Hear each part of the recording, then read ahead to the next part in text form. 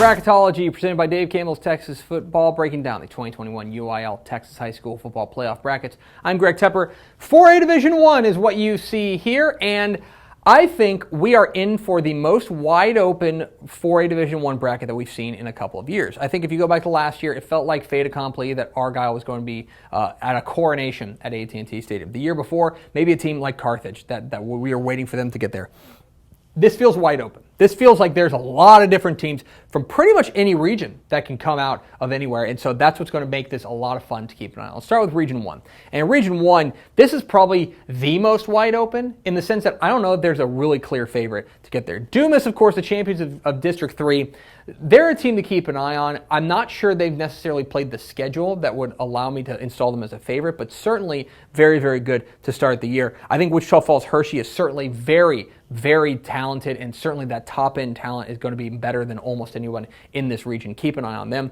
Andrews suffered a setback a couple of weeks ago, but I think they're back on track. Keep an eye on the Mustangs. And then let me tell you about this team, El Paso Riverside. Okay, if you're not paying attention to them, I think they are the best chance for an El Paso team to make a semifinal in a long, long time. They can score, they can get up and run, and that's going to make them very dangerous in this entire region. Overall, I think that you've got a bunch of different teams, and I think that if anybody tells you they know exactly who's coming out of Region 1, they are lying to you. I think this is a really intriguing and I think balanced region. On to Region 2, which has a lot of the favorites here. Of course, you've got the defending state champs in Argyle. They start right here, but by virtue of their loss to Melissa, they've actually really suffered some consequences in the sense that now they're going to see a team like Kennedale in the second round. That's not fun. And then they may get Stephenville in the third round, and that might be, in fact, for the winner of that game may in fact come out of Region 2. So I'm very intrigued by that. Paris, if they can put things together, they've certainly got the top end talent. But for now, we could be looking at a Stephenville and Argyle and Stephenville regional semifinal. That would be a lot of fun. Bottom half of the bracket, of course, Melissa, the champions of District 7, they have gotten hot at the right time. Could a team like Kaufman, a fourth place finisher out of District 7, they could certainly catch fire at the right time. Waco La Vega looms. You doubt them at your own peril. They are a team with pedigree. They are a team with running game. They are a team with defense. They're going to be very tough to beat. And so I think that Melissa and Waco La Vega could, in fact, meet in a regional semifinal, and then Stephenville and Argyle. Either way, it's going to be a lot of fun. Region 2 looks like the power nexus of 4A Division 1.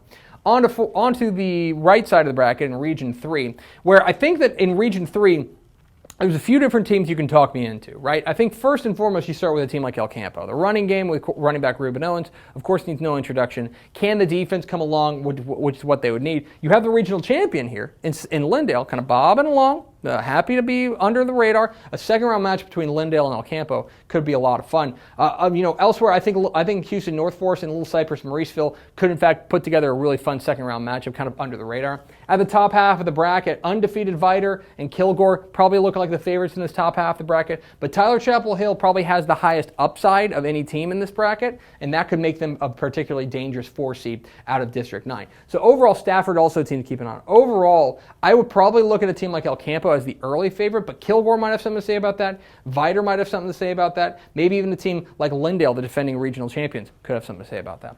On to Region 4 we go. And on the Region 4, there's the number 1 team in the land in Austin LBJ up here. It's amazing that they lose guys like Latrell McCutcheon and Andrew Makuba, and they somehow get better. I think they're the favorite in this region, but it's not like it's going to happen easily for them, especially with teams like Port Lavaca Calhoun, who is very dangerous and happy to get into a street fight with anybody, as well as Corpus Christi Miller and Bernie, 2 teams that I'm particularly high on. Corpus Christi Calalams had a bit of an up and down year, but the playoffs is usually where they shine. They look like at least the favorite to make a regional semifinal. Down here, I would look at a team like Lampasas. If that offense can get going and the defense can find a couple of stops, they could be a team to keep an eye on. But overall, I would look at Calallam as the favorite in the bottom half of the bracket, LBJ to start with as the favorite in the top half of the bracket. So when you take a look at the bracket overall, a lot of attention is going to be paid to Region 2.